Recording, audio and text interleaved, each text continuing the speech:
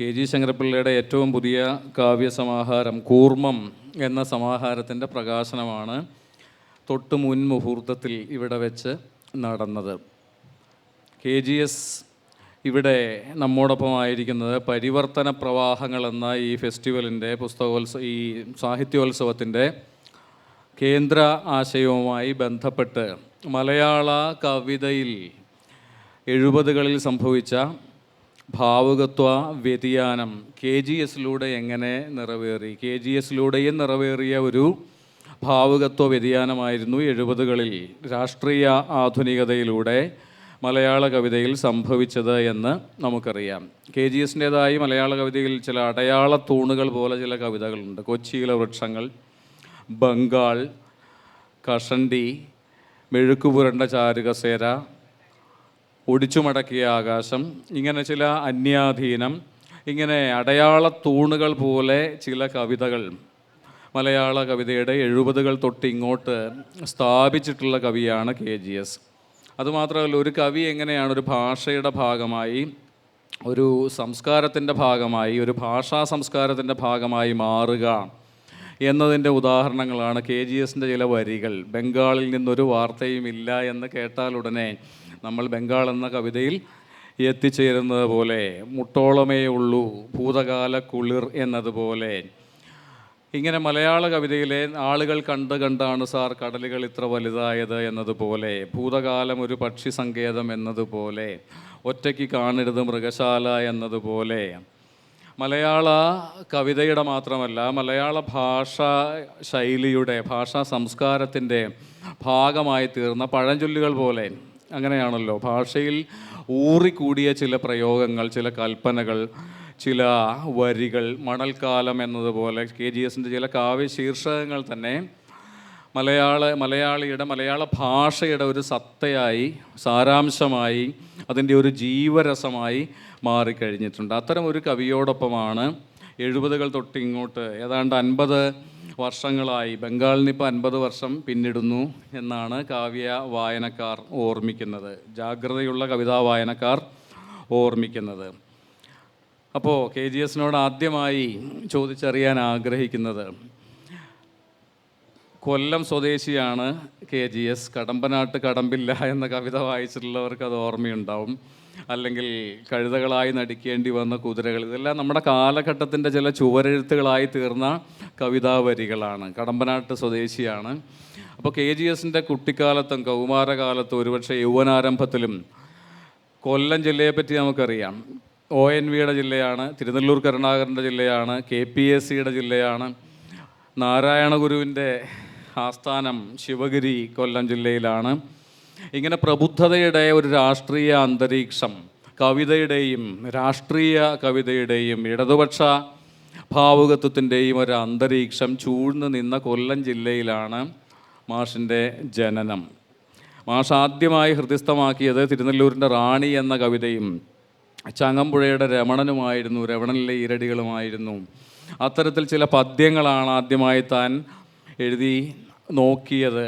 പിന്നീട് ഈ വൃത്തഭ്രമത്തിൽ നിന്ന്, പ്രാസഭ്രമത്തിൽ നിന്നെല്ലാം താൻ പുറത്തു കടന്ന് തൻ്റേതായൊരു കവിത കണ്ടെത്തി എന്ന് മാഷ് രേഖപ്പെടുത്തിയിട്ടുണ്ട്. ആ കാലത്തെപ്പറ്റി, മാഷിൻ്റെ ജീവിതത്തിന് കുറുകെ ആധുനികതയും TS എലിയറ്റും ഒരുപക്ഷെ നെരൂദയും മലയാള കവിതയിലെ ആധുനികതയുടെ തരംഗങ്ങളും വീശിക്കടന്നുപോയ, മാഷിലെ കാൽപ്പനികനെ ആധുനികതയിലേക്ക് വിടർത്തിയ, ലോകമയൂരം എന്ന് മാഷിൻ്റെ ഒരു പ്രയോഗമുണ്ടല്ലോ, ആ കാൽപ്പനികതയുടെ താളിൽ ഒളിപ്പിച്ച മയിൽപ്പീലിയെ ലോകമയൂരമായി വിടർത്താൻ സഹായിച്ച, ആ വിടരൽ സംഭവിച്ച അക്കാലത്തെപ്പറ്റി പറഞ്ഞുകൊണ്ട് ആരംഭിക്കാം എന്ന് വിചാരിക്കുന്നു. വളരെ വിപുലമായ ഒരു ആമുഖമാണ് സജീവ് പറഞ്ഞത്. അതിൽ ചിലതൊക്കെ എനിക്ക് മാത്രം മനസ്സിലാവുന്ന സൂചനകളോട് കൂടിയതാണ്,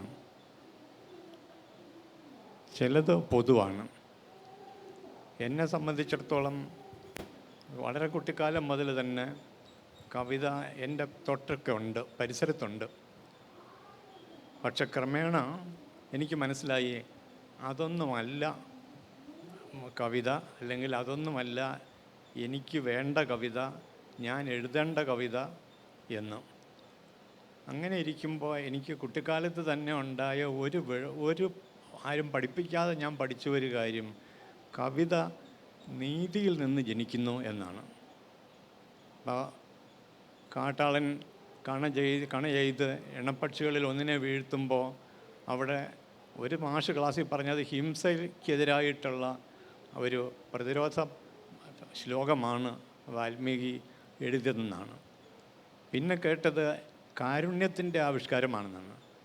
ഇങ്ങനെ പലതുമായിട്ട് ആ ഒരു നിമിഷത്തെ, ആ ഹിംസാവിരുദ്ധമായ ആ ഒരു ആവിഷ്കാരത്തെ കേട്ട് ഒടുവിൽ എനിക്ക് സ്വയം തെളിഞ്ഞു തോന്നിയത് നീതിബോധത്തിൽ നിന്നാണ്, നീതിബോധത്തിൻ്റെ ആഴത്തിൽ നിന്നാണ് കവിത ജനിക്കുന്നത്. ഏറ്റവും മഹത്തായ സൗന്ദര്യം നീതിബോധമാണ്, നീതിയുടെ ആവിഷ്കാരമാണ്. ഈ വിശ്വാസത്തോടു കൂടിയാണ് ഞാൻ എൻ്റെ സജയ് പറഞ്ഞ കാൽപ്പനികമായ ബാല്യകൗമാരങ്ങളിൽ നിന്ന് ഒരു സ്വത്വബോധത്തിലേക്കോ യാഥാർത്ഥ്യബോധത്തിലേക്കോ അല്ലെങ്കിൽ ചരിത്രബോധത്തിലേക്കോ എത്തിച്ചേരുന്നത്. ഈ നീതിബോധം തന്നെ പിൽക്കാലത്ത് കുറച്ചൊക്കെ തത്വചിന്താപരമായിട്ടും കുറച്ചൊക്കെ പ്രത്യയശാസ്ത്രപരമായും കുറച്ചൊക്കെ തീവ്രവാദ പ്രത്യയശാസ്ത്രപരമായും കുറച്ചൊക്കെ ശാസ്ത്രാഭിമുഖ്യപരമായിട്ടും ഒക്കെ അത് പല ദളങ്ങളിലേക്ക് പടരുകയുണ്ടായി. പക്ഷെ എന്നും എനിക്കുണ്ടായിരുന്ന ഒരു സങ്കടം, ഒരു വിഷമം ഉണ്ട്. ഒന്നിലും ഞാൻ എത്തുന്നില്ല എന്നുള്ള ഒരു ഖേദം. ഞാൻ എത്തി എന്ന് ആൾക്കാർ പറയുമ്പോഴും എനിക്ക് ഉള്ളിലൊരു തോന്നൽ എത്തേണ്ടടുത്ത് ഞാൻ എത്തിയിട്ടില്ല എന്നാണ്. ഇങ്ങനെ ഒരു അസംതൃപ്തി, ഇങ്ങനെ ഒരു എത്തായികയുടേതായ വേദന എനിക്കെന്നും ഉണ്ടായിരുന്നു, ഇന്നും ഉണ്ട്. ഇപ്പോൾ ഇത് പറയാൻ കാര്യം, എനിക്കിത് പറയാൻ വെളിപ്പെടുത്താൻ പറ്റിയ ഒരു ഉദാഹരണം എനിക്ക് തന്നത് ഇറാനിയൻ സംവിധായകനായ മക്മൽ ബഫാണ്. അദ്ദേഹത്തിൻ്റെ കാണ്ഡഹാർ എന്ന സിനിമയിൽ ഒരു രംഗമുണ്ട്. യുദ്ധത്തിൽ കാല് നഷ്ടപ്പെട്ടവർക്ക് ആകാശത്തിൽ നിന്ന് കൃത്രിമ കാലുകൾ അമേരിക്കൻ ഹെലികോപ്റ്ററുകൾ മഴ പോലെ പെയ്യിക്കുന്നുണ്ട്. ഈ ആകാശത്ത് നിന്ന് വീഴുന്ന കൃത്രിമക്കാലുകളുടെ മഴയിൽ പോയി ഏതെങ്കിലും ഒരു കൃത്രിമക്കാല് സ്വന്തമാക്കാൻ വേണ്ടി പിടയുന്ന ഈ ക്രച്ചസിൽ ആയിരക്കണക്കിന് ഈ വികലാംഗരായ പട്ടാളക്കാർ, സൈനികർ അഫ്ഗാൻ മരുഭൂമിയിൽ അങ്ങനെ ഭ്രാന്തമായ ഒരു നൃത്തം പോലെ, ചുഴലി പോലെ, പൈശാചികമായ ഒരു ദുരന്ത ദൃശ്യം പോലെ നമ്മുടെ മുമ്പിൽ കാണ്ഡഹാർ സിനിമ കാണിക്കുന്നുണ്ട്. അപ്പോൾ അതിൽ ഒരു നിമിഷം ഒരു മുറിഞ്ഞ് അറ്റുപോയ കാൽമുട്ടിൻ്റെ പകുതി വെച്ച് കണങ്കാല് പോയി. ആ മുട്ടിന് ഭൂമിക്കുമിടയിലുള്ള ശൂന്യത ഒരു നിമിഷം നാം കാണും. ആ മുട്ടിന് കാണാം, മുറിവിന് കാണാം, അറ്റുപോയ ആ ഒരു അവസാനിക്കാത്ത ആ ഒരു അന്ത്യത്തിന്, ആ ഛേദിച്ചു പോയ ഭാഗത്തിന് കാണാം താഴത്തെ ഭൂമി. അപ്പോൾ അതിൽ നിന്ന് അതിനൊരിക്കലും ഇനി ഭൂമിയിൽ തൊട്ട് നടക്കാൻ പറ്റില്ല, അതിനൊരിക്കലും എത്തേണ്ടടുത്ത് എത്താനാവില്ല, അതിനൊരു ദൂരമുണ്ട്. ഞാൻ ആ ദൂരം അനുഭവിച്ചത് ഇന്നലെയിലേക്ക്, മണ്ണിലേക്ക്, മണ്ണിൻ്റെ അടിയിൽ മരണപ്പെട്ട് കിടക്കുന്ന വലിയ പൈതൃകത്തിലേക്ക്, സ്വത്വത്തിലേക്ക്, സംസ്കാരത്തിലേക്കൊക്കെയുള്ള എൻ്റെ എത്തായികയുടെ ദൂരമായിട്ടാണ്. അപ്പോൾ അതിൻ്റെയൊക്കെ മുന്നിൽ എനിക്ക് ഒരു ചുവടിൻ്റെ ഒരു കാലിൻ്റെ കുറവ്, ഒരു നിത്യമായ ഒരകലം ഉള്ളതുപോലെ എപ്പോഴും എന്നോടൊപ്പം ഉണ്ടായിരുന്നു. പക്ഷെ അതോടൊപ്പം തന്നെ ഞാൻ എപ്പോഴും നോക്കിക്കൊണ്ട് നിൽക്കുന്ന ഈ മുറിപ്പെട്ട അവയവവുമായി, മുറിപ്പെട്ട ബോധവുമായി, അല്ലെങ്കിൽ ഈ മുറിപ്പെട്ട കണങ്കാലുമായി ഞാൻ എപ്പോഴും നോക്കിക്കൊണ്ടിരിക്കുന്നത് മണ്ണിൽ മരണപ്പെട്ട് കിടക്കുന്ന പരേത ശവങ്ങളെപ്പറ്റിയോ ഭൂതകാലത്തെ പറ്റിയല്ല, ഉദിച്ചുയർന്നു വരാനുള്ള വിത്തുകളെയും തളിരുകളെയും ചെറിയ നാമ്പുകളെയും പൂക്കളെയും അതിലെഴയുന്ന അതിനിസാരങ്ങളായ ജീവരാശിയെയും ഒക്കെ ഇതേ കണ്ണുകൊണ്ട് കാണുന്നുമുണ്ട്. ഇങ്ങനെ ഒരു അകലത്തിൻ്റെയും അതിസാന്ദ്രമായ അടുപ്പത്തിൻ്റെയുമായ ഒരു ശോകം, ഒരു ഭാരം എൻ്റെ മനസ്സിൽ പഴയ പല പല ഛന്ദസ്സുകളെയും പഴയ വൃത്തങ്ങളെയും പഴയ ഒരുപാട് കാര്യങ്ങളെയും ഇല്ലാതാക്കി. ഒരു പക്ഷേ ഭാഷാപരമായ ഒരു വലിയ മരുസ്ഥലത്തിൽ 1.25 കാൽ മാത്രമുള്ള ഒരാളിനെ പോലെ താളം തെറ്റിയ ഒരു ഭാഷയിൽ താളം തെറ്റിയ ഒരു താളത്തിൽ ഞാൻ മുമ്പോട്ട് പതുക്കെ പോവുകയായിരുന്നു. ഇത്തരം ഒരു പാകത്തിൽ ഇങ്ങനെ തൊടാനാവായ്യ, എത്താനാവായ്യ, ഇങ്ങനെ ഒന്നിനെപ്പറ്റി കണ്ടിരിക്കുമ്പോഴാണ് നമ്മൾക്ക് വേറൊരു ചിത്രം എനിക്ക് കാണാൻ കഴിയുന്നത്. അത് സിറിയൻ കടലോരത്ത് കപ്പൽ ചേതം ബോട്ട് തകർന്ന് വന്നടിഞ്ഞ ഒരു ചെറിയ കുട്ടിയുടെ ശവശരീരമുണ്ട്. അത് അമ്മയുടെ മടിയിലെന്ന പോലെ പൂർണ്ണമായ ആശ്ലേഷത്തോടു കൂടി അതവിടെ മണ്ണിൽ കടലോരത്ത് ആ മണലിനെ കെട്ടിപ്പിടിച്ച പോലെ കിടക്കുകയാണ്. കുഞ്ഞ് ഷൂ ഉണ്ട്, കുഞ്ഞുടുപ്പുണ്ട്, ഒക്കെ ഉണ്ട്. ഈ അതിൻ്റെ പേര് അലൻ കുർദി എന്നാണ്. അലൻ കുർദിയെ പറ്റിയുടെ കിടപ്പ് കണ്ടിട്ട് ആൾക്കാരൊക്കെ ഓടിക്കൂടുന്നുണ്ട്. അതിൽ തുർക്കിക്കാരി ഒരു ഫോട്ടോഗ്രാഫർ ഉണ്ടായിരുന്നു. അവരുടെ പേര് നിലൂഫർ എന്നാണ്. നിലൂഫർ എടുത്ത ഫോട്ടോ ലോകം മുഴുവനും പ്രചരിച്ചിട്ടുണ്ട്, വൈറലായി എന്ന് പറയാം പുതിയ ഭാഷയിൽ. ഇതുപോലൊരു പഴയ ഫോട്ടോ വിയറ്റ്നാം യുദ്ധകാലത്ത് വിയറ്റ്നാമിൽ ബോംബ് വീണതിന് ശേഷം ഹതാശരായി നിലവിളിച്ചോടുന്ന കുട്ടികളുടെ ഒരു ചിത്രം നിക്കൂട്ട് എടുത്തതുണ്ട്. അത് നിക്കൂട്ട് അല്ല എടുത്തതെന്ന് അടുത്ത കാലത്ത് 2 ദിവസം മുമ്പ് പത്രത്തിൽ വായിച്ചു, ആണെന്ന് തർക്കവും വായിച്ചു. പക്ഷേ ഈ ഫോട്ടോയ്ക്കും ഇങ്ങനെ ഒന്നുണ്ട്.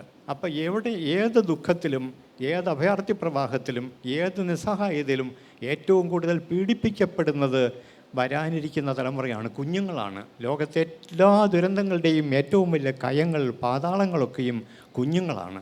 ഏറ്റവും വലിയ വേദന അവരിലാണ്.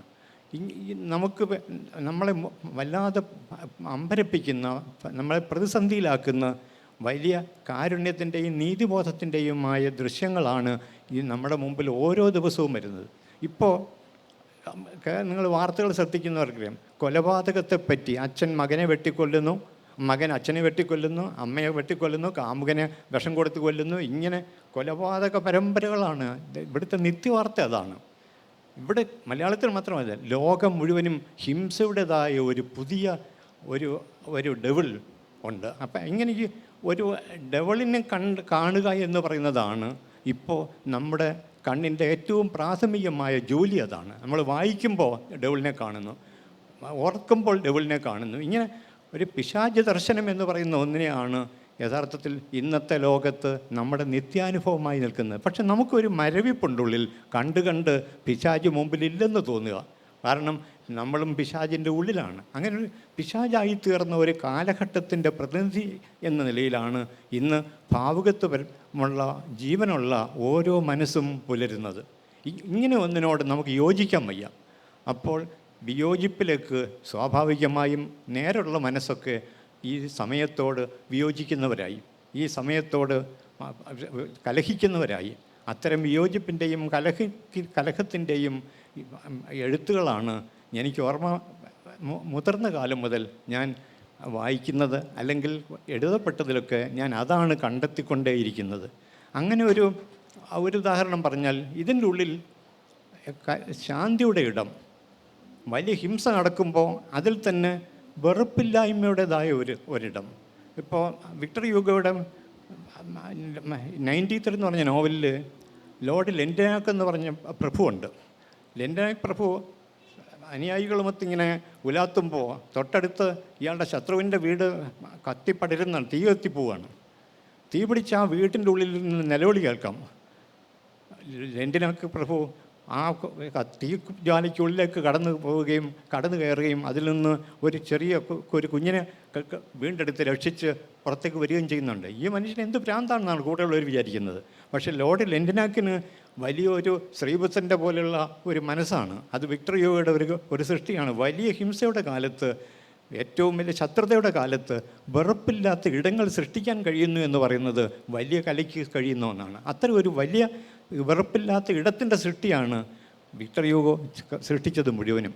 വലിയ സംശയങ്ങൾക്കിടയിൽ തെളിമയുടെ സൃഷ്ടിയാണ് ഡോസ്റ്റോവസ്കി സൃഷ്ടിച്ചിട്ടുള്ളതൊക്കെ. ഏറ്റവും വലിയ യുദ്ധ ആരണ്യത്തിൻ്റെ ഉള്ളിൽ സമാധാനത്തിൻ്റെ ചെറിയ ചില തളിരിലകളാണ് ടോൾസ്റ്റോയ് സൃഷ്ടിക്കുന്നത്. ടോൾസ്റ്റോയുടെ ലെവിൻ എന്ന് പറഞ്ഞ ഒരു കഥാപാത്രം പറയുന്നുണ്ട്, ഒരിക്കലും വായിച്ചു തീരാത്ത പുസ്തകത്തിൻ്റെ പേരാണ് ഏകാന്തത എന്ന്.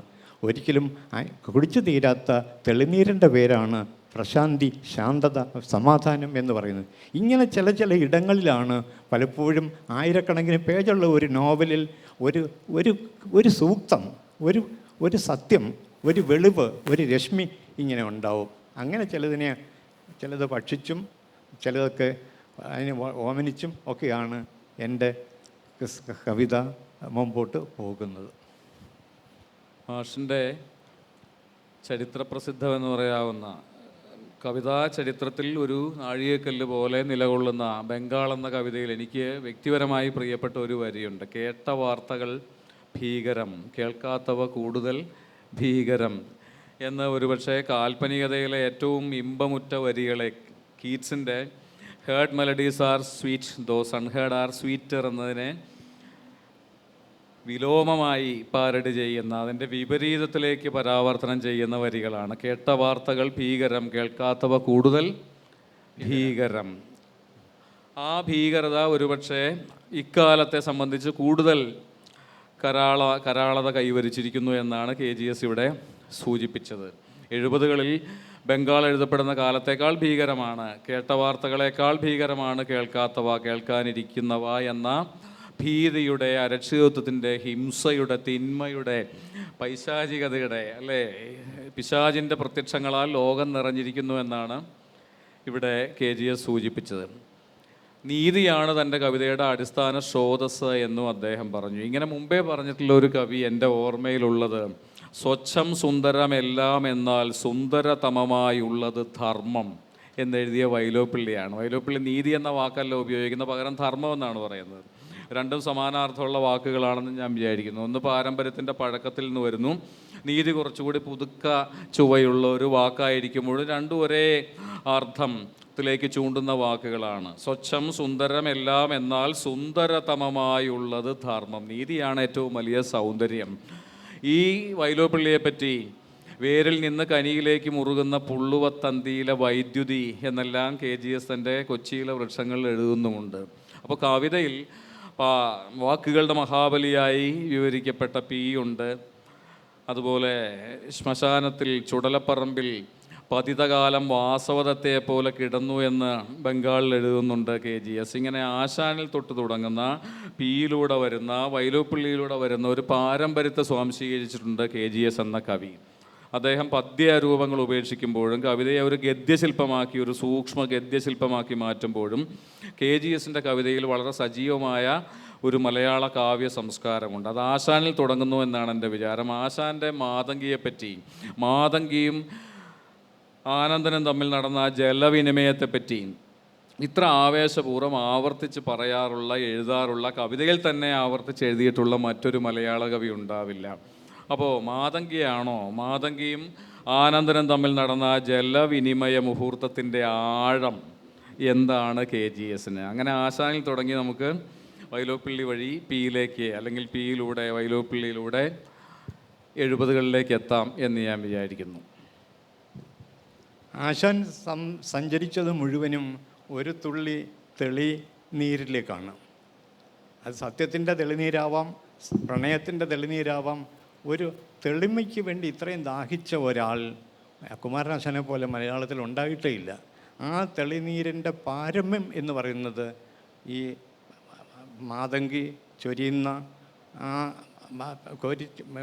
ആനന്ദവിഷുവിന് ഒഴിച്ചു കൊടുക്കുന്ന വെള്ളത്തിലെ അന്തമറ്റ സുഹൃതകാരങ്ങൾ അതിൽ ഓരോ തുള്ളിയിലും വായിക്കുന്ന ഒരു കാഴ്ചയുണ്ട്. അത് തെളിമയുടെ ഒരു വിശ്വദർശനമുണ്ട്. അതിൽ ഒരു തുള്ളിയിൽ ഒരു സൗരമണ്ഡലം മുഴുവനും ഉള്ളതുപോലെ, ജലത്തിൽ അഗ്നി കാണുന്നത് പോലെ, ഇരുട്ടിൽ തേജസ് കാണുന്നത് പോലെയുള്ള ഒരു അതിഗംഭീരമായ ഒരു ദർശനം, ഒരു തേജസ്സിൻ്റെ ദർശനം തെളിനീരിൽ, തെളിമയിൽ ആശാൻ നേടുന്നുണ്ട്. ഇത്തരം ഒരു തെളിമയിലേക്കാണ്, തെളിമ യഥാർത്ഥത്തിൽ കുമാരനാശൻ ആന്തരികവൽക്കരിച്ചിട്ടുള്ള ബുദ്ധ സംസ്കാരത്തിൻ്റെയും ബുദ്ധ പാഠങ്ങളുടെയുമായ ഒരു ആവിഷ്കാരമായിട്ടാണ് ഞാൻ അറിയുന്നത്. ഈ നമ്മുടെ ധർമ്മപദം വായിച്ചാൽ അതിൻ്റെ ഉള്ളിൽ ഇത്തരം തെളിനീരുകളുടേതായ മഹാപരമ്പരകളുണ്ട്. ഒന്നും രണ്ടുമല്ല, മിക്കവാറും ഓരോ വരിയിലും ഒരു തെളിമയുടെ നൂലോട്ടമുണ്ട്, ഒരു രശ്മിയുടെ പോകലും വരലുമുണ്ട്. ഇത് ബുദ്ധൻ്റെ രീതിയാണ്. വെളിച്ചം കൊണ്ട് ശില്പങ്ങളുണ്ടാക്കുക, വെളിച്ചം കൊണ്ട് പാതകളുണ്ടാക്കുക, വെളിച്ചം കൊണ്ട് താളമുണ്ടാക്കുക, വെളിച്ചം കൊണ്ട് ആളുകളുടെ മനസ്സിൽ ബോധം എന്ന ഒരു നിത്യശക്തി ജനിപ്പിക്കുക എന്നത് ബുദ്ധനിലുണ്ടത്. അങ്ങനെ ഒരു സംഗതിക്ക് കുമാരനാശാനും ശ്രീനാരായണ ഗുരുവും ഇന്ത്യയിലെ എല്ലാ ഋഷികളും, ഹീബ്രു ഋഷികവികൾ പോലും ഇങ്ങനെ ഒന്ന് സാധിച്ചിട്ടുണ്ട്. വെളിച്ചം കൊണ്ട് കല രചിക്കുക, വെളിച്ചത്തിൻ്റെ ഭാഷ രചിക്കുക. ഈ വെളിച്ചത്തിൻ്റെ ഭാഷയാണ് പിൽക്കാലത്ത് പല രൂപത്തിൽ നമ്മുടെ കവിതയിൽ വന്നിട്ടുള്ളത്. ഇപ്പോൾ കുഞ്ഞിരാമൻ നായരുടെ കാര്യത്തിലാണെങ്കിൽ എല്ലാവരും ഫക്രാനങ്കൽ നഗിനെയും വലിയ മഹാൻ അണക്കെട്ടുകളെയും ഒക്കെ അങ്ങനെ വാഴ്ത്തി പറയുകയും ജവഹർലാൽ നെഹ്റു പോലും ഫക്രാനങ്കലിനെ സ്തുതിച്ചിട്ട് ശക്തി സരസ്വതിയാണ് അതെന്ന് പറയുക. ജി ശങ്കരക്കുറുപ്പ് അതിനെപ്പറ്റി സത്ലജ് അണക്കെട്ട് വന്നപ്പോൾ ദീർഘമായ ഒരു കവിത തന്നെ എഴുതി ഈ പുതിയ വികസനത്തിൻ്റെതായ പുതിയ ഈ ദിവ്യ ക്ഷേത്രമാണതെന്നെല്ലാം പറ്റി. അപ്പോൾ കുഞ്ഞിരാമൻ നായരുടെ ഒരു വിയോജിപ്പ് കവിതയുണ്ട്. കുഞ്ഞിരാമൻ നായരുടെ കവിതകൾ മുഴുവൻ വിയോജിപ്പാണ്. എല്ലാവരും പറയുന്നത് ഭക്തി എന്നാണ്, നേരെ മറിച്ചാണ്. ഡോമിനേറ്റ് ചെയ്യുന്ന കോയ്മയിലുള്ള എല്ലാ വിശ്വാസങ്ങളെയും പരിസ്ഥിതി വിരുദ്ധമായും ധർമ്മവിരുദ്ധമായും നീതിവിരുദ്ധമായും കണ്ടിട്ട് കുഞ്ഞിരാമൻ നായർ അത് വിയോജിപ്പിൻ്റെതായ ഒരു പുതിയ തെളിമ പറയും. അത് പദ്ധതിയൊക്കെയും ശ്രേഷ്ഠം ചരാചരം ഒറ്റ കുടുംബമായി ചേർന്ന് പുൽകും വരെ മനുഷ്യൻ ആണ് കേന്ദ്രം എന്ന് പറയുന്ന ആധുനിക മനുഷ്യൻ്റെതായ ഒരു കാർട്ടീഷ്യൻ ഈഗോയെ തോൽപ്പിച്ചുകൊണ്ട് ചോദ്യം ചെയ്തുകൊണ്ട് പദ്ധതിയൊക്കെ ഗംഭീരമാണ്. പക്ഷേ സർവ്വചരാചരങ്ങളും ഒരൊറ്റ കുടുംബമാകുന്നത് വരെ ഇത് ഈ ശ്രേഷ്ഠത നിലനിൽക്കുന്നുള്ളൂ.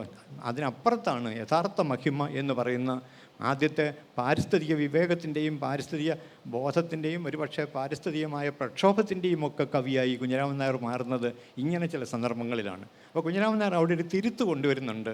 നിലനിൽക്കുന്ന കാവ്യ സമ്പ്രദായങ്ങളിലും ഭാവുകത്വത്തിലും കാഴ്ചപ്പാടിലുമുള്ള ഒരു സാമ്പ്രദായികതകൾ സ്വാഭാവികമായി ചിലതങ്ങനെ സൗന്ദര്യം നിഷ്കളങ്കമായി സൗന്ദര്യം മുമ്പോട്ട് പോകും.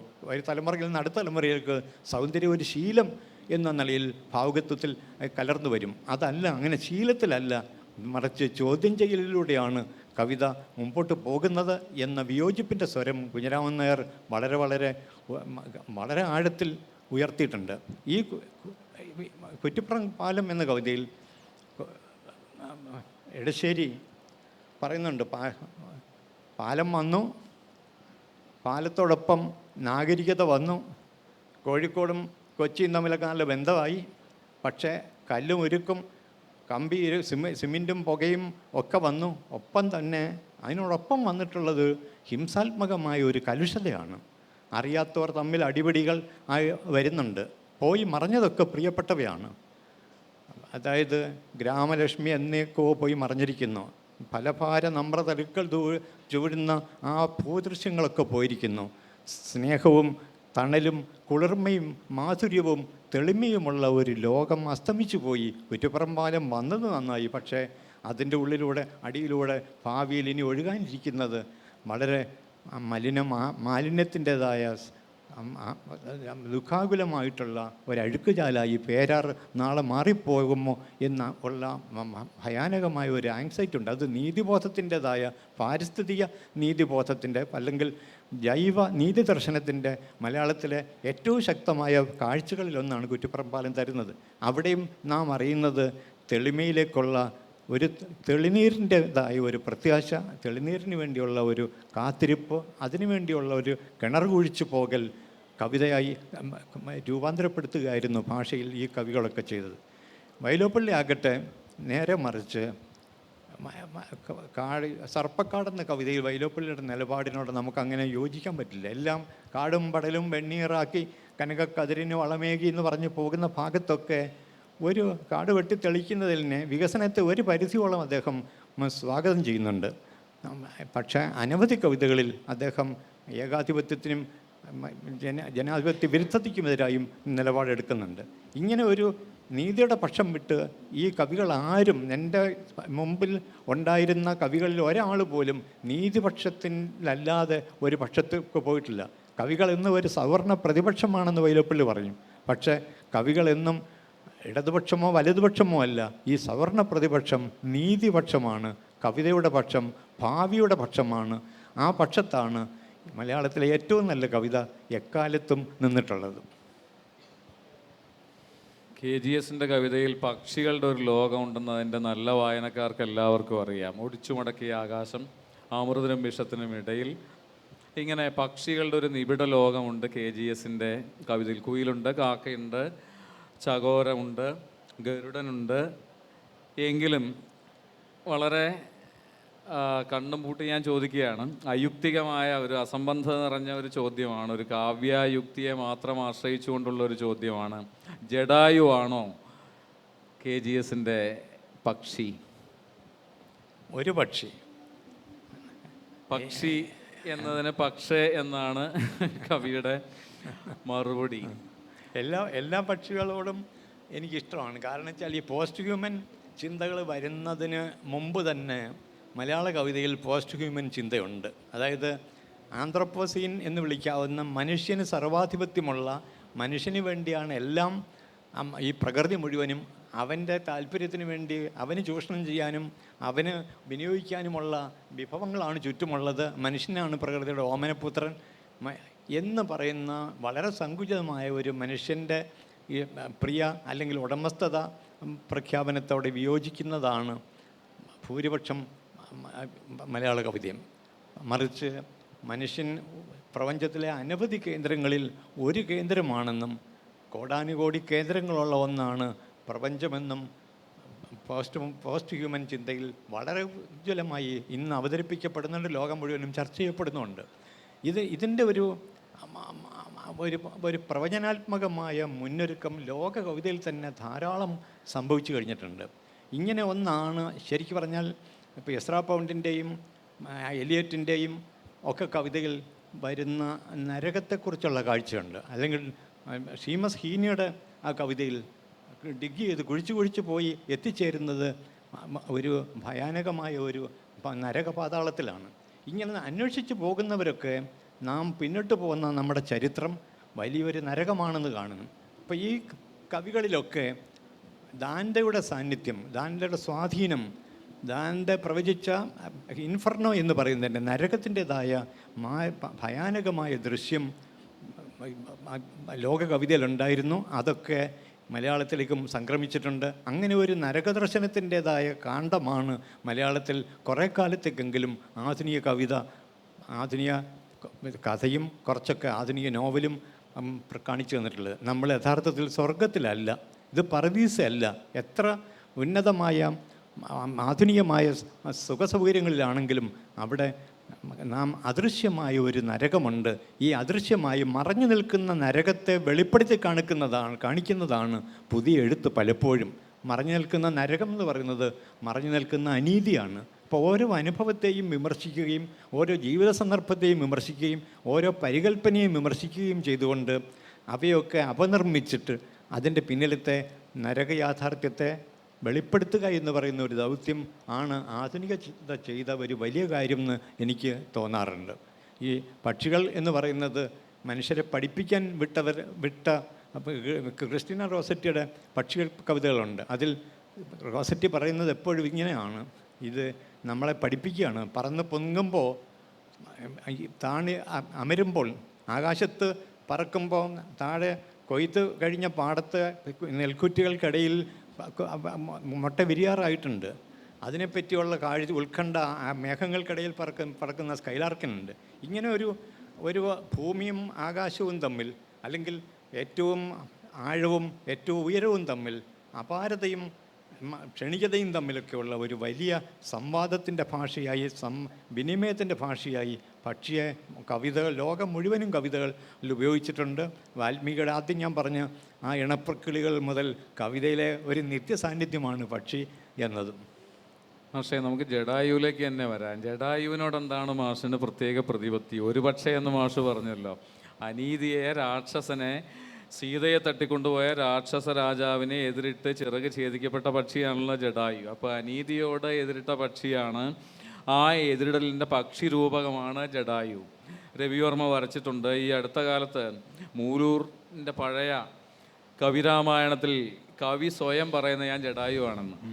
മൂലൂർ എസ് പത്മനാഭ പണിക്കർ സ്വയം കവിരാമായണത്തിൽ സ്ഥാനപ്പെടുന്നത് ജഡായു ആയാണ്.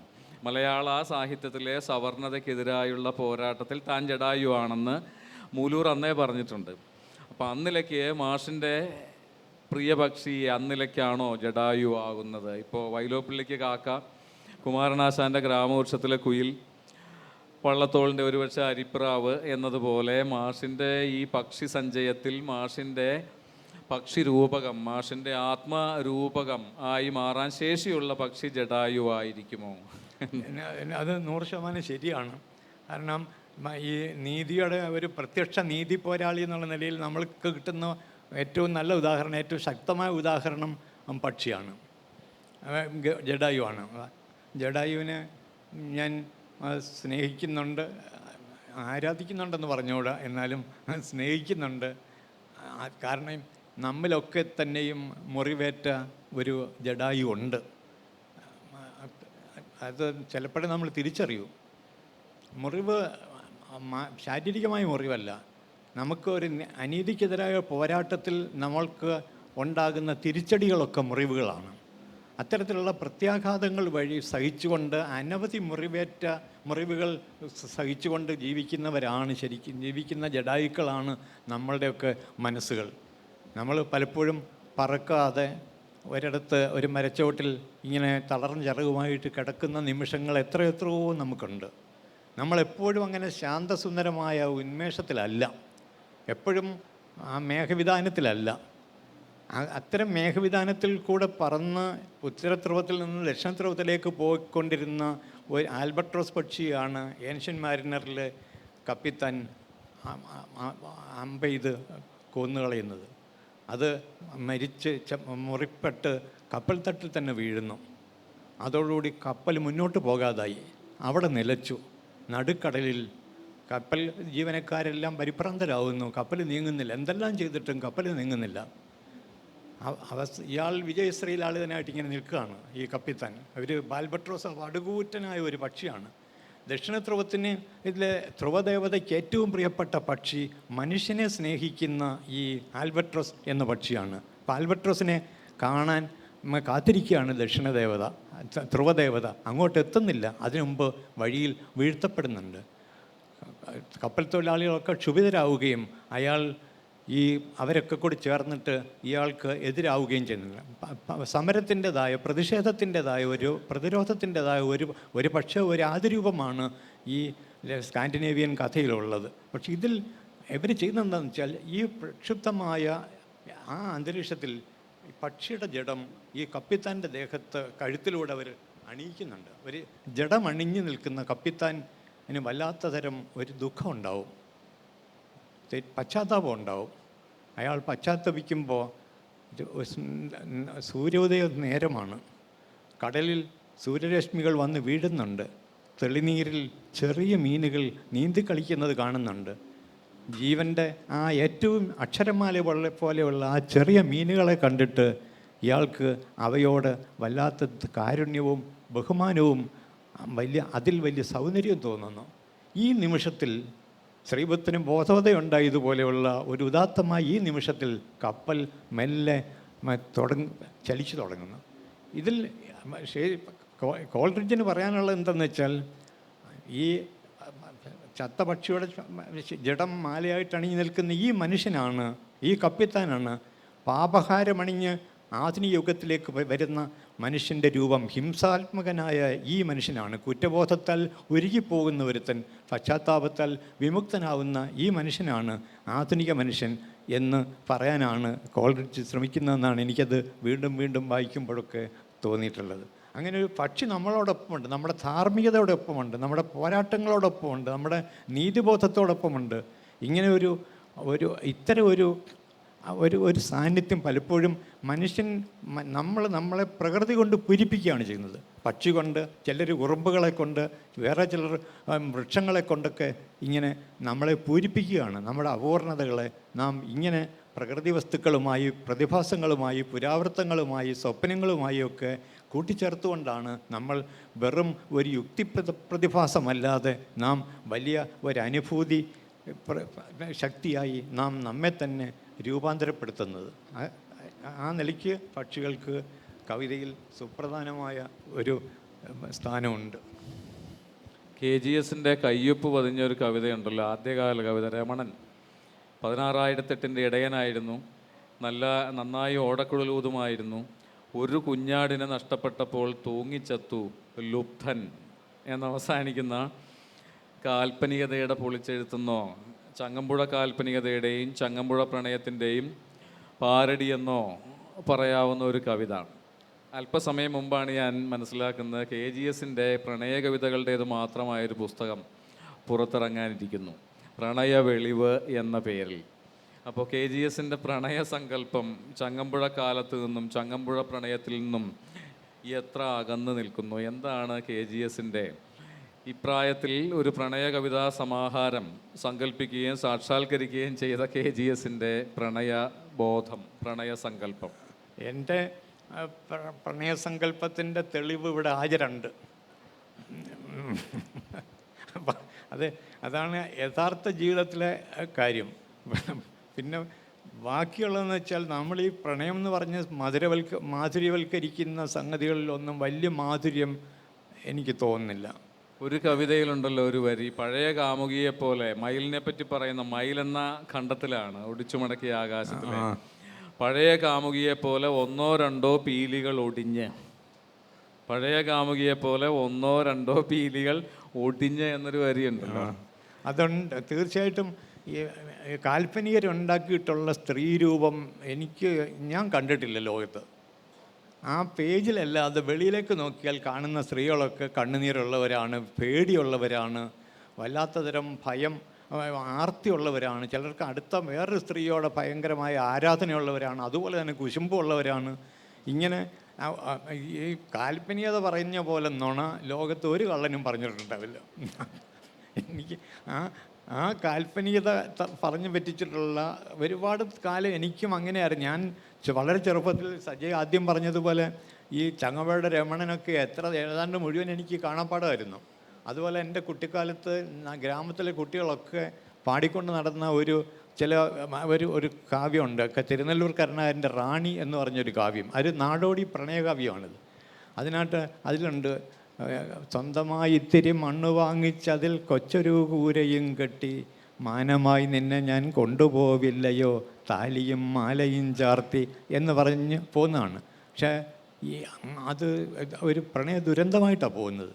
അതിൻ്റെ ഉള്ളിൽ ഈ നാടോടി പ്രണയകാവ്യങ്ങളിലൊന്നും പ്രണയം എന്ന് പറയുന്നത് ഈ കൃത്രിമമായ സൗന്ദര്യം വാരിക്കയറ്റിയ ഒരു നുണപ്രസ്താവമല്ല. അതിൻ്റെ ഉള്ളിലൊക്കെ ഒരുപാട് സത്യങ്ങളുണ്ട്, പരിമിതികൾ അംഗീകരിച്ചു കൊണ്ടുള്ള ജീവിതമുണ്ട്. ഞാൻ ഇത്രയേ ഉള്ളൂ എന്ന് പറയാനുള്ള ധൈര്യം നാടോടി പ്രണയകവിതകൾക്കുണ്ട്. കാൽപ്പനിക പ്രണയകവിതകളിലേക്ക് വരുമ്പോൾ നായകൻ കുതിരപ്പുറത്താണ് വരുന്നത്, അയാൾക്കൊരു കിരീടം ഉണ്ടാകും, അല്ലെങ്കിൽ അയാൾ കാമദേവനെ പോലെ സാങ്കല്പികമായ അതിഗംഭീരമായ സൗന്ദര്യമുള്ളവനായിരിക്കും, വില്ലാളി വീരനായിരിക്കും, ധീരോദാത്തനായിരിക്കും.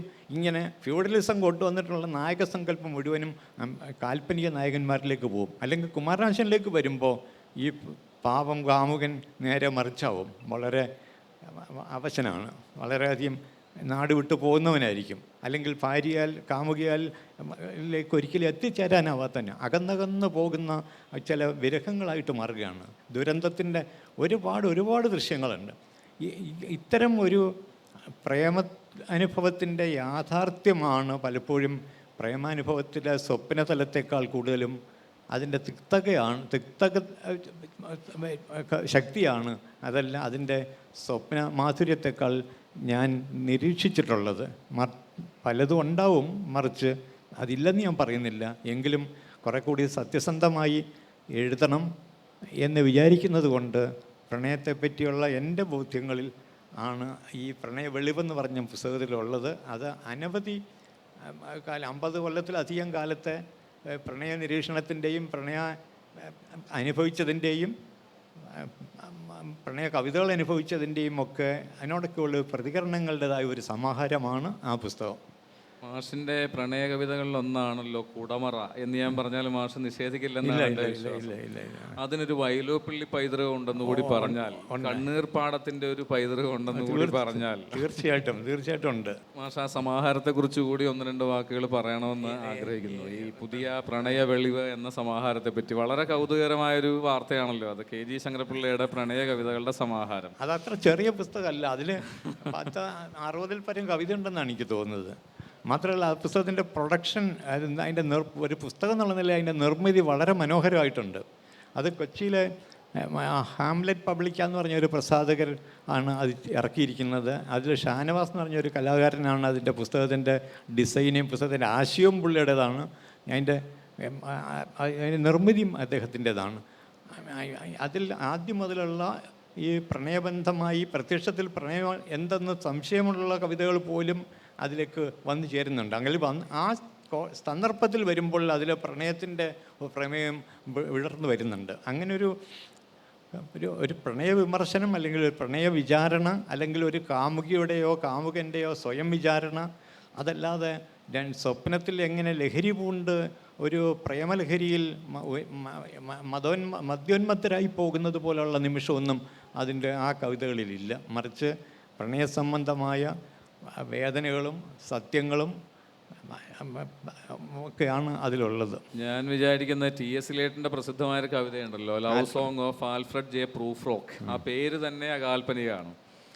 പഠിക്കുന്ന കാലത്തൊക്കെ ഞങ്ങൾ തമാശ മട്ടിൽ പറയാറുണ്ടായിരുന്നു, തരിയത് കുഞ്ഞിത്തുമ്മൻ്റെ പ്രേമഗാനം എന്ന പേരിലൊരു പ്രേമഗാനം സങ്കല്പിക്കാമെങ്കിൽ അത്രയ്ക്ക് അകാൽപ്പനികമാണ് ആ തലക്കെട്ട് തന്നെ. അപ്പോൾ KGSൻ്റെ സമാഹാരത്തിലും പ്രതി കാൽപ്പനിക കവിതകളുടെ, പ്രതി പ്രണയ കവിതകളുടെ ഒരു സമാഹാരമായിരിക്കും അത്. ആ പുസ്തകത്തിനുള്ള ഒരു പരസ്യം കൂടിയാണിത്. എല്ലാവരും ആ പുസ്തകം വാങ്ങി വായിക്കുക. അത് കൊള്ളാം. മറ്റൊന്ന് മാഷെ, നമ്മുടെ സമയം ഇങ്ങനെ കുറഞ്ഞുകൊണ്ടിരിക്കുകയാണല്ലോ.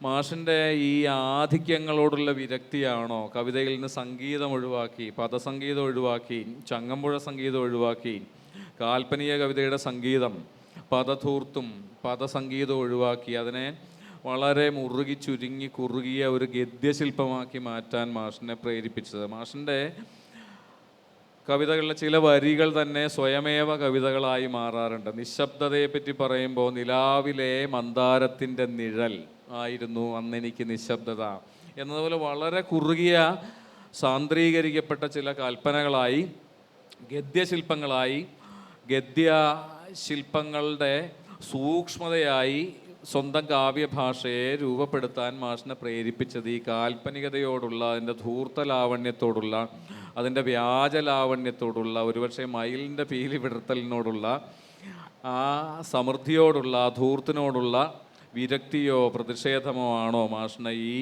സൂക്ഷ്മ ഗദ്യത്തിലേക്ക്, അതിസൂക്ഷ്മ ഗദ്യത്തിലേക്ക്? ഓരോ മരവും ഒരു പൂരം എന്ന ഒരു വരി മതി അതിൽ തന്നെ ഒരു കവിതയായി തീരാൻ. ഓരോ അസുന്ദരം എന്ന കവിതയിലെ വരിയാണ് ഞാൻ ഉദ്ധരിക്കുന്നത്. ഓരോ മരവും ഒരു പൂരം, രം നരം മരമരം നിരന്ന് കൊമ്പും തുമ്പിയും ആട്ടി നിൽക്കുന്ന മരങ്ങൾ എന്നതിൽ മരങ്ങളുടെ മാത്രമല്ല മലയാള കവിതയുടെയും മലയാളിത്വത്തിൻ്റെയും മലയാള പാരമ്പര്യത്തിൻ്റെയും ഒരു ധ്വനി ചിത്രമുണ്ട്. ധ്വനി എന്ന് ഞാൻ പറയുന്ന ശബ്ദം കൊണ്ട് തന്നെ മലയാളിത്തം ധ്വനിപ്പിക്കുന്ന വരികളാണ്. രം നരം മരമരം നിരന്ന് കൊമ്പും തുമ്പിയും ആട്ടി നിൽക്കുന്ന മരങ്ങൾ എന്നതിൽ മലയാളിത്തത്തിൻ്റെ ഒരു ഘോഷയാത്രയുണ്ട് എന്നതുപോലെ. അപ്പോൾ ഈ ഭാഷയിലേക്ക്, ഈ ഗദ്യത്തിൻ്റെ താളാത്മക ഘടനയിലേക്കും അതിൻ്റെ മുറുക്കത്തിലേക്കും മാഷ് എത്തിച്ചേർന്നതിനെ പറ്റി, മാഷിൻ്റെ കാവ്യഭാഷാ സങ്കല്പത്തെപ്പറ്റി. ഞാൻ കവിത സീരിയസ് ആയിട്ട് എഴുതാൻ ശ്രമിച്ചു തുടങ്ങിയ കാലത്ത് എൻ്റെ മനസ്സിൽ ചെടിച്ചു കഴിഞ്ഞ ഒരു സംഗതിയാണ് പഴയ മട്ടിലുള്ള കവിതയുള്ളിലെ സംഗീതം. അത് അതിൻ്റെ പുറത്ത് സെൻ്റടിച്ചതുപോലെ ഉള്ള ഒരു സുഗന്ധം പോലെയുള്ള ഒരു ശബ്ദസുഗന്ധമായിട്ടാണ് എനിക്ക് പലപ്പോഴും തോന്നിയിട്ടുള്ളത്. എന്നാൽ ഇപ്പം കുമാരനാശാനെ ആഴത്തിൽ വായിക്കുന്നവരൊക്കെ കാളിദാസ സംഗീതം അതിൽ കേൾക്കുന്നത് പോലെ, അല്ലെങ്കിൽ ശ്രീനാരായണ ഗുരുവിൻ്റെ ഉള്ളിൽ വൈദിക സംഗീതം കേൾക്കുന്നത് പോലെ, ഉജ്ജ്വലമായ പുതിയ നല്ല കവിതയിലൊക്കെ അതിസാന്ദ്രമായ കവിതയുണ്ട്. അത് പാലുംവെള്ളം പോലെയുള്ള കവിതയല്ല, അത് തേൻ പോലെ ഒഴുകാത്തതാണ്, അങ്ങനെ ഘനീഭവിച്ചിട്ടുള്ള സാന്ദ്രതയോട് ഉള്ളതാണ്. അത്തരം കാവ്യ സംഗീതത്തോടൊന്നും എനിക്ക് യാതൊരു വിയോജിപ്പുമില്ല. മാത്രമല്ല ഞാൻ അതിനെ എന്തെന്നില്ലാതെ ആരാധിക്കുന്നുണ്ടെന്ന് പറയാം. അതൊരു മന്ത്രസംസ്കാരത്തിൻ്റെ തുടർച്ചയാണ് കാവ്യ സംസ്കാരം, അതിന് ഒരു തർക്കവുമില്ല. പക്ഷേ എൻ്റെ ചില പരിമിതികൾ കൊണ്ടും എൻ്റെ ഭാവുകത്വപരമായ മനസ്സിൻ്റെ ഘടനാപരമായ ഒരു മാറി നിൽക്കൽ കൊണ്ടും ഞാൻ ഇഷ്ടപ്പെട്ടത് ഒരു ഡയലോഗിക് ഇമാജിനേഷൻ എന്ന് പറയുന്ന സംവാദാത്മക ഭാവനയുടേതായ ഒരു രീതിയാണ് സഹജമായി എനിക്ക് വരുന്നതൊക്കെ. അപ്പോൾ പലപ്പോഴും രണ്ട് കഥാപാത്രങ്ങളില്ലാത്ത കവിതയില്ല. പലപ്പോഴും അതിലധികം കഥാപാത്രങ്ങൾ പല കവിതകളിലും ഉണ്ട്. പ്രത്യക്ഷമായിട്ടോ പരോക്ഷമായിട്ടോ സൂക്ഷ്മമായിട്ടോ സ്ഥൂലമായിട്ടോ കഥാപാത്രങ്ങളുണ്ട്.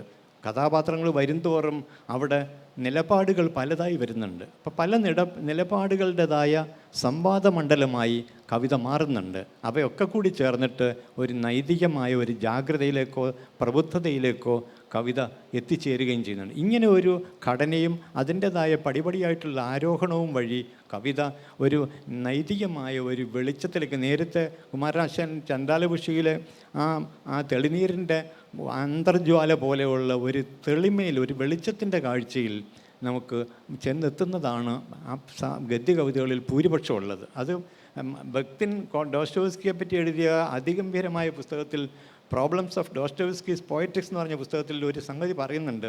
അതായത് novel is A polyphonic art എന്ന് പറയുന്നത്. ബഹുസ്വരതയുടെ കലയാണ് നോവൽ എന്ന് പറയുന്നത്. ബഹുസ്വരതയുടെ കല തന്നെയാണ് പുതിയ കവിതയും.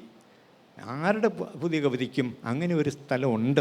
പുതിയ നല്ല കവിതയാണെങ്കിൽ ഈ വിപരീതങ്ങളുണ്ട്, വിരുദ്ധങ്ങളായിട്ടുള്ള ലോകങ്ങൾ തമ്മിലുള്ള നിലപാടുകൾ തമ്മിലുള്ള സംവാദമുണ്ട്. ഈ സംവാദാത്മകമായ ഭാവനയാണ് പലപ്പോഴും കവിതയെ ഒരു ചരിത്ര സംവാദത്തിൻ്റെ മണ്ഡലമാക്കി മാറ്റുന്നത്.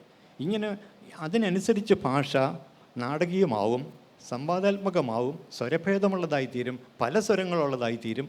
അതിന് പോളിഫോണി എന്ന് മുഴുവൻ പറയാൻ പറ്റില്ലെങ്കിൽ തന്നെയും ബഹുസ്വരതയുടേതായ ഒരു പുതിയ ഒരു നൈതിക സംസ്കാരം, നൈതികമായ ഒരു ഊർജം കവിതയിൽ നിന്ന് ജനിപ്പിക്കപ്പെടുന്നുണ്ട്. അങ്ങനെ ഓരോ കവിതയും ഇങ്ങനെ നീതിയുടെ ജനറേറ്റർമാരായിട്ട് മാറുന്ന തരം ഒരു രചനാ രീതി പുതിയ കാലത്തുണ്ട്. എൻ്റെ കണ്ടുപിടുത്തമല്ല, ലോകത്ത് ഒരുപാട് കവികൾ അത്തരം കവിതകൾ എഴുതിയിട്ടുണ്ട്. യേറ്റ്സിൻ്റെ a terrible beauty is born എന്ന് പറയുന്ന ഒരു ഭീകരമായ സൗന്ദര്യം പിറവികൊണ്ടിരിക്കുന്നു എന്ന് പറയുന്ന ഒരൊറ്റ വരി കൊണ്ട് തന്നെ ഒരു യുഗത്തെ മുഴുവൻ അങ്ങോട്ട് നിർവചിക്കുന്ന പോലെയാണ്. നാഗരികതയെ മുഴുവനും അത് ആക്രമിക്കുന്ന പോലെയാണ്. ഭീകരമായ ഒരു സൗന്ദര്യം പിറവികൊണ്ടിരിക്കുന്നു എന്ന് പറയുന്നത് നമുക്ക് അത് പ്രോസിൽ അല്ല, ഗദ്യത്തിലല്ലാതെ പറയാൻ പ്രയാസമാണത്. അനവധി കവിതകൾക്ക് സ്വതന്ത്രമായ ഛന്ദസ്സുകളിലും ഒരുപക്ഷെ അവയുടെ വൃത്തശാസ്ത്രം ഇനിയും നമുക്ക് പിൽക്കാലത്ത് രൂപപ്പെടുത്തേണ്ടതാണ്. അനവധി കവിതകൾ ചിലരൊക്കെ അതിഗംഭീരമായിട്ട് പാടി ചൊല്ലിയതൊക്കെ എനിക്കിങ്ങനെ വോയിസ് മെസ്സേജായിട്ട് കിട്ടാറുണ്ട്. അങ്ങനെ ഇത്ര ഗംഭീരമായിട്ട് അത് പാടാൻ പറ്റുമല്ലോ എന്ന് എനിക്ക് തന്നെ ചിലപ്പോൾ എന്നെ പഠിപ്പിക്കുന്ന തരത്തിലുണ്ട്. അപ്പോൾ ഒരു ആന്തരികമായ ഒരു സംഗീതം, ഇപ്പോൾ അന്യാധീനം എന്ന് പറഞ്ഞ കവിത, അതിനാൽ ഞാൻ ഭ്രാന്തനായില്ല എന്നുള്ള കഥനം എന്ന് പറഞ്ഞ കവിത, ഇങ്ങനെ അനവധി കവിതകളിൽ ആഴത്തിലുള്ള സംഗീതമുണ്ട്. എനിക്ക് അവർ ഉള്ളിൽ അമ്മാതിരി ഒരു ഗായകനില്ലാത്തതുകൊണ്ട് എനിക്കത് ചൊല്ലാൻ പറ്റുന്നില്ലെന്നേ ഉള്ളൂ. പക്ഷേ ഉള്ളിൽ എനിക്ക് സംഗീതത്തോട് വളരെ ആരാധനയുണ്ട്. സംഗീതമുള്ള കവിത ഇഷ്ടമാണ്, സംഗീതം തന്നെ ഇഷ്ടമാണ്. ത്യാഗരാജ ആരാധനയ്ക്ക് പല വർഷങ്ങളിൽ തിരുവയ്യാറിൻ്റെ കരയിൽ പോയി പുഷ്യ പഞ്ചമി നാളിൽ മാത്രമല്ല ഒരാഴ്ച മുഴുവൻ അവിടെ മണപ്പുറത്തിരുന്ന് നിറഞ്ഞൊഴുകുന്ന കാവേരിയെ നോക്കി ഈ നിലാവത്ത് പാട്ട് കേട്ടതിൻ്റെ സ്വർഗീയമായ രാത്രികളുണ്ട്. ഇങ്ങനെ സംഗീത മദ്രാസിൽ അതുപോലെ തന്നെ ഇഷൈ മാസത്തിലുള്ള ഇതിൻ്റെ ഉത്സവത്തിൻ്റെ സമയത്ത് മുഴുവനും പല വർഷങ്ങളിൽ ഉണ്ടായിട്ടുണ്ട്. ഇങ്ങനെ ഒരു സംഗീതത്തുമായിട്ടുള്ള ഒരു സ്നേഹം, സംഗീതത്തോടുള്ള ഒരു ആരാധന കവിതയിൽ ഉണ്ടെങ്കിൽ മാത്രമേ, കവിയിലുണ്ടെങ്കിൽ മാത്രമേ നല്ല ഗദ്യം എഴുതാൻ പറ്റൂ. വൃത്തത്തിൻ്റെ സംസ്കാരമുള്ള ഒരാളിന് മാത്രമേ നല്ല ഗദ്യം എഴുതാൻ പറ്റൂ. ഗദ്യം ഒരു മൂരാച്യ സാധനമല്ല, വൃത്തം ഒരു മൂരാച്യ സംഗതിയല്ല. അതിൻ്റെ ഉള്ളിൽ നിന്ന് ഒരുപാട് സംഗതികൾ, സ്വരസംസ്കാരത്തിൻ്റെതായ സൂക്ഷ്മ ഊർജങ്ങളൊക്കെ കവികൾ വൃത്തത്തിൽ നിന്നാണ് ഗദ്യരചനയ്ക്ക് സ്വാംശീകരിക്കുന്നത്. അത് വൃത്തത്തിൻ്റെ ഛന്ദസ്സിൻ്റെ പൂർണ്ണ നിരാസമല്ല, ഛന്ദസ് വാറ്റിയെടുത്തിട്ടുള്ള ഒരു സ്വരസംസ്കാരം, സ്വരചൈതന്യം ഗദ്യകവിതയ്ക്കുള്ളിലുണ്ട്. ഇപ്പോൾ രുദ്രമൂർത്തിയുടെ രഹസ്യ ജീവിതം, ഒറ്റിക്കൊടുപ്പുകാരൻ്റെ പെട്രോൾ പമ്പ്, തോമാച്ചൻ, ഇങ്ങനെ 3 കവിതകളാണ് ഏതാണ്ട് 1-2 ആഴ്ചകൾക്കിടയിൽ KGSൻ്റേതായി ഭാഷാഭൂഷണി, ദേശാഭിമാനി, മാതൃഭൂമി മുതലായ ആനുകാലികങ്ങൾ പ്രസിദ്ധീകരിച്ചത്. അപ്പോൾ ഇക്കാലം KGSനെ സംബന്ധിച്ച് കവിതാ സമൃദ്ധിയുടെ കാലമാണോ, അല്ലെങ്കിൽ വർഷത്തിലൊരിക്കൽ ഒരു കവിത, അല്ലെങ്കിൽ ഏതാനും വർഷത്തിലൊരിക്കൽ ഒരു കവിത എന്ന മട്ടിൽ എഴുതിയിരുന്ന KGS ഇപ്പോൾ 1-2 ആഴ്ചക്കിടയിൽ 3 കവിതകൾ അദ്ദേഹത്തിൻ്റെതായി പ്രസിദ്ധീകരിക്കപ്പെട്ടിരിക്കുന്നു. ആ കവിതകളുടെ പേരുകളാണ് ഞാൻ പറഞ്ഞത്. രുദ്രമൂർത്തിയുടെ രഹസ്യ ജീവിതം, ഒറ്റുകൊടുപ്പുകാരൻ്റെ പെട്രോൾ പമ്പ്, തോമാച്ചൻ. 3 പ്രമുഖ ആനുകാലികങ്ങളിൽ. അപ്പോൾ കാവ്യ സമൃദ്ധിയുടെ കാലമാണോ ഇത് KGS-ന്? താരതമ്യേന ഇതൊരു സമൃദ്ധിയുടെ കാലമാണെന്ന് പറയാം. കാരണം ഞാൻ എന്നെ തന്നെ അമ്പരിപ്പിച്ചുകൊണ്ട് പലപ്പോഴും കവിത ഉണ്ടാകുന്നുണ്ട്. അത് ഒന്നത് ഞാൻ സന്ധ്യയ്ക്ക് വളരെ നേരത്തെ ഭക്ഷണം കഴിക്കും. ഉറക്കം എപ്പോൾ വരുന്നോ 8 മണിക്ക് വന്നാൽ അപ്പോൾ ഉറങ്ങും. പക്ഷേ രാവിലെ പതിവായിട്ട് 3 മണി 3:30 മണിക്ക് എണീക്കും. 6 മണി വരെയുള്ള സമയത്ത്, അതായത് ഈ സജീവ് പറഞ്ഞ പക്ഷികളൊക്കെ ജീവിതത്തിൽ ഇടപെടുന്നതിന് മുമ്പ് തന്നെ ഞാൻ എൻ്റെ പ്രധാനപ്പെട്ട പല പണികളും നടത്തും. ആ സമയത്ത് കവിത വലിയ തടസ്സമില്ലാതെ സംഭവിക്കുന്നുണ്ട്. അങ്ങനെ സംഭവിച്ച കവിതകളിൽ ചിലതാണിത്. സമകാല തിന്മകളുടേതായ ചിലതിനുള്ള വിയോജിപ്പുകൾ ഒക്കെയാണ് അതിലും വരുന്നത്. അവിടെയും നീതിക്ക് വേണ്ടിയുള്ള കവിതയുടെ ഒരു ചെറുത്തുനിൽപ്പാണ്, കവിതയുടെ സന്ധി ചെയ്യായികയാണ്. കവിത ഒരിക്കലും ഒരു അനുരഞ്ജന സന്നദ്ധമല്ലാത്ത ഒരു സംസ്കാര രൂപമാണ്. എന്തിനോടെങ്കിലും പോയി ഒരു പുരസ്കാരം ഉണ്ടെങ്കിൽ നമുക്ക് ചില അഭിപ്രായം പ്രകടിപ്പിക്കാതിരിക്കുക എന്ന് പറയുന്ന ഒരു ഭീരുത്വത്തിൻ്റെതായ ഒരു സംഗതി കവിതയ്ക്ക് പറ്റില്ല. കവിതയിലെ സൗന്ദര്യം എന്ന് പറയുന്നത് യുവത്വം എന്ന് പറയുന്നത് ധൈര്യമാണ്.